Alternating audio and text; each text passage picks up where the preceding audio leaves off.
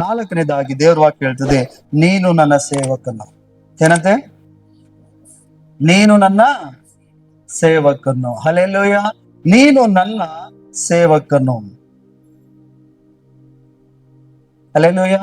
ಎರಡನೇ ವಚನದಲ್ಲಿ ಏನ್ ಹೇಳ್ತು? ಎರಡನೇ ಸಬ್ಜೆಕ್ಟ್ ಏನ್ ಹೇಳ್ತದೆ? ನೀನು ನನ್ನ ಸೇವಕನಾಗಿದ್ದೀಯಲ್ಲವೇ ಅಂತ ಹೇಳ್ತದೆ. ಹಲ್ಲೆಲೂಯಾ. ನೀನು ಯಾರು, ನೀನು ಕ್ರಿಸ್ತನಲ್ಲಿ ಏನಾಗಿದ್ದೀಯ ಅನ್ನೋದು ದೇವ್ರು ಗುರುತಿಸ್ತಿದ್ದಾನೆ. ನೀನು ನನ್ನ ಸೇವಕನಾಗಿದ್ದಿ ಅಂತ ಅಂದ್ರೆ ಏನಂತಾರೆ? ಅದು ಗುರುತಿಸುವಿಕೆ. ಕನ್ನಡದಲ್ಲಿ ಆಧಾರ್, ನಿನ್ನ ಗುರುತಿಸುವಿಕೆ. ಇಂಗ್ಲಿಷ್ ಅಲ್ಲಿ ಏನ್ ಹೇಳ್ತಾರೆ? ಐಡೆಂಟಿಟಿ. ನಿನ್ನ ಐಡೆಂಟಿಟಿ ಅಂದ್ರೆ ಈ ಕ್ರಿಸ್ತನಲ್ಲಿ ನಿನ್ನ ಗುರುತಿಸುವಿಕೆ ಏನಾಗಿದೆ, ಯೇಸು ಕ್ರಿಸ್ತನಲ್ಲಿ ನಿನ್ನ ಗುರುತು ಏನಾಗಿದೆ? ನೀನು ದೇವರಿಗೆ ಸೇವಕರಾಗಿದ್ದೀವಿ. ಈಗ ದೇವ್ರು ಹೇಳ್ತಿದ್ದಾನೆ, ನೀನು ನನ್ನ ಸೇವಕನು. ಹಲ್ಲೆಲೂಯಾ. ಹಾಗಾದ್ರೆ ನಾವು ನಾಲ್ಕನೇದಾಗಿ ದೇವ್ರು ಹೇಳ್ತಾನೆ, ನೀನು ನನ್ನ ಸೇವಕನು. ಸೇವಕನು ಅಂತ ಹೇಳುವಾಗ ನಾವು ಏನ್ ಯೋಚನೆ ಮಾಡ್ತೀವಿ?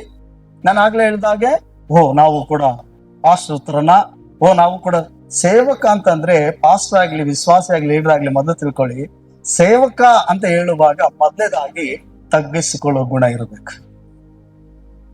ಸ್ವಾಮಿ ಏನ್ ಹೇಳ್ತಾರೆ? ನೀನು ನನ್ನ ಸೇವಕ.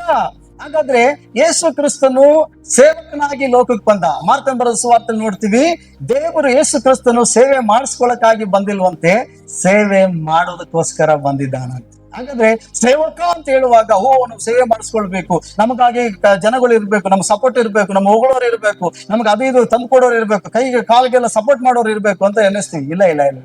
ಸೇವಕ ಅಂತ ಹೇಳುವಾಗ ಮೊದಲೇದಾಗಿ ಸೇವೆ ಮಾಡಿಸ್ಕೊಳ್ಳೋದಲ್ಲ, ಮಾಡೋದೇ ದೇವರ ಸೇವೆ. ಸೇವಕ ಅಂತ ಹೇಳುವಾಗ ಯೇಸುಸ್ವಾಮಿ ಹೇಳ್ತಾನೆ, ನಾನು ಸೇವೆ ಮಾಡಿಸಿಕೊಳ್ಳೋದಕ್ಕಾಗಿ ಬಂದಿಲ್ಲ, ಸೇವೆ ಮಾಡೋದಕ್ಕಾಗಿ ಬಂದಿದ್ದೀನಿ. ಹಾಗಾದ್ರೆ ಸೇವಕ ಅಂತ ಹೇಳುವಾಗ ಮೊದಲೇದಾಗಿ ಆ ಸೇವಕನಲ್ಲಿ ಇರಬೇಕಾದ ಗುಣ ಏನಂದ್ರೆ ತಗ್ಗಿಸುವಿಕೆ.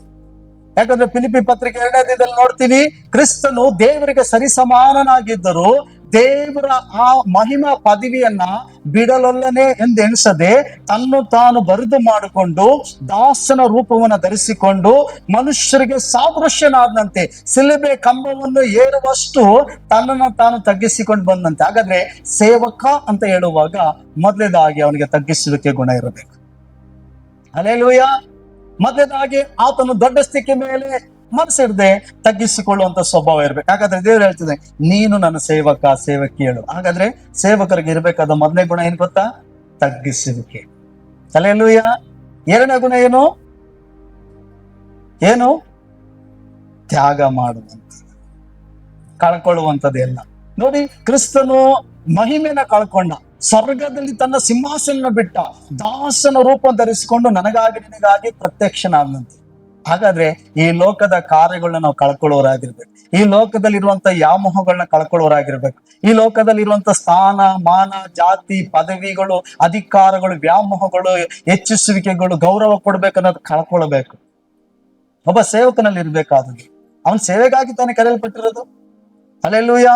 ಜನರು ಯಾರು ನನ್ ಮಾತಾಡ್ಲಿಲ್ಲ, ಜನರು ನನ್ನ ಬಗ್ಗೆ ಒಳ್ಳೇದ್ ಹೇಳಲಿಲ್ಲ, ಜನರು ನನಗೆ ಹಿಂದೆ ಮುಂದೆ ಮಾತಾಡಿದ್ರು, ಅವೆಲ್ಲ ಕಳ್ಕೊಳ್ಳಬೇಕು.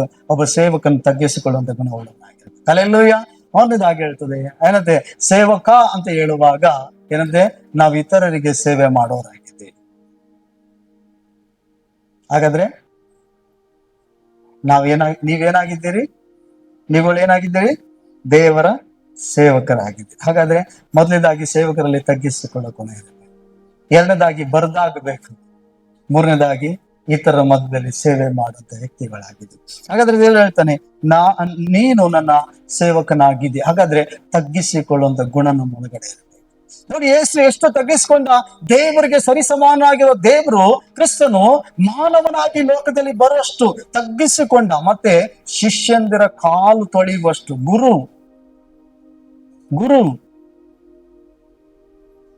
ಏನಂತೆ? ಗುರುಸ್ಥಾನದಲ್ಲಿರುವಂತ ಸ್ವಾಮಿ ಶಿಷ್ಯರ ಕಾಲ್ಗಳು ತೊಳೆಯುವಷ್ಟು ತಾನು ತಗ್ಗಿಸಿಕೊಂಡಂತೆ. ನೋಡಿದ್ದೀರಾ ಯಾವ್ದಾದ್ರು ಧರ್ಮದಲ್ಲಿ ಶಿಷ್ಯರ ಕಾಲು ಗುರು ತೊಳೆದಿರೋದು? ಗುರುಗಳು ಕಾಲು ತೊಳೆಯೋದು ಶಿಷ್ಯರು ತೊಳಿತಾರೆ. ಆದ್ರೆ ನಮ್ಮ ಪರಮ ಗುರು ಆಗಿರೋ ಕ್ರಿಸ್ತನು ಶಿಷ್ಯಂದಿರ ಕಾಲುಗಳು ತೊಳೆಯಷ್ಟು ತಗ್ಗಿಸಿಕೊಂಡ.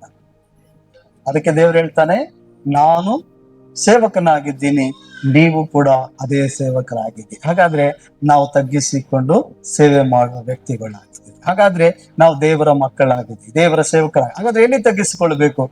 ದೇವರ ಸನ್ನಿಧಾನದಲ್ಲಿ ತಗ್ಗಿಸಿಕೊಳ್ಬೇಕು, ಪ್ರಾರ್ಥನೆಯಲ್ಲಿ ತಗ್ಗಿಸಿಕೊಳ್ಳಬೇಕು, ಒಬ್ಬರ ಮಧ್ಯೆ ನಾವು ತಗ್ಗಿಸಿಕೊಳ್ಳೋರಾಗಿರ್ಬೇಕು. ಶತ್ರುಗಳ ಮುಂದೆನೂ ಕೂಡ ನಾವು ದೀನತೆಯಲ್ಲಿ ತಗ್ಗಿಸಿಕೊಂಡು ಹೋಗ್ಬೇಕು. ಕರ್ತ ನಮ್ಗೆ ನ್ಯಾಯ ಕೊಡ್ತಾನೆ. ಹಲ್ಲೆಲೂಯಾ. ಹಾಗಾದ್ರೆ ದೇವ್ರು ಹೇಳ್ತಾನೆ ಏನಂತೆ? ನೀನು ನನ್ನ ಸೇವಕನು.